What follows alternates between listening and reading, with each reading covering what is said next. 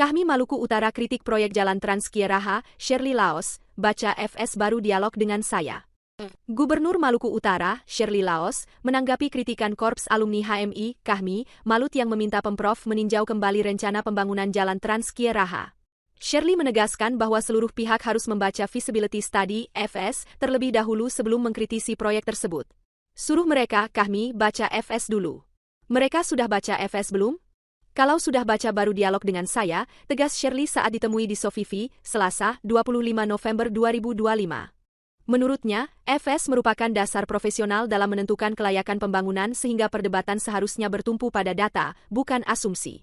Itulah gunanya FS, studi kelayakan yang disusun profesional. Setelah baca FS, barulah kita berdebat dengan data, bukan dengan perasaan, ujarnya. Ketika ditanya terkait klaim Kahmi bahwa proyek ini mengubah rencana pembangunan, Shirley kembali menegaskan semuanya telah termuat dalam FS. Itu semua ada dalam FS. Tolong dibaca dulu supaya diskusi kita jelas dan berbasis data, katanya. Menanggapi pernyataan DPRD yang mengaku belum menerima dokumen pendukung, Shirley memastikan bahwa FS sudah diterima secara resmi. Dokumennya sudah ada. Bicara dengan saya jangan pakai katanya. Ada berita acaranya.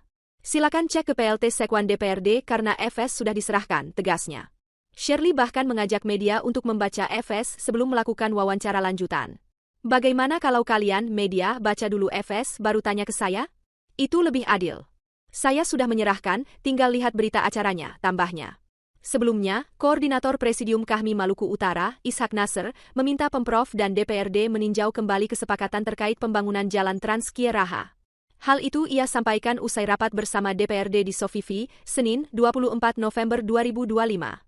Proyek ini awalnya dianggarkan sebesar Rp186 miliar, namun kemudian turun menjadi sekitar Rp96 sampai Rp98 miliar. Namun DPRD mengaku belum mengetahui angka pasti dalam postur APBD, sehingga Kahmi menilai ada ketidakjelasan dalam proses penganggaran. Kami mengkaji bersama Majelis Pakar dan Majelis Wilayah dan menemukan beberapa hal yang perlu menjadi perhatian pemerintah dan DPRD, ujar Ishak. Menurutnya, Kahmi tidak bermaksud mencampuri, tetapi ingin memberikan pendidikan politik partisipatif kepada masyarakat dan mendorong transparansi pemerintahan. Ishak menyebut DPRD seolah memberi blanko kosong kepada pemerintah karena tidak mengetahui secara utuh nilai anggaran yang disepakati. Ia menilai hal ini tidak boleh terulang dalam proses legislasi APBD ke depan. Kahmi menilai jalan Trans Kieraha belum layak masuk dalam prioritas pembangunan tahun ini. Pertama, pembangunan ini tidak mengacu pada RT/RW. Kedua, arah manfaat ekonominya tidak jelas.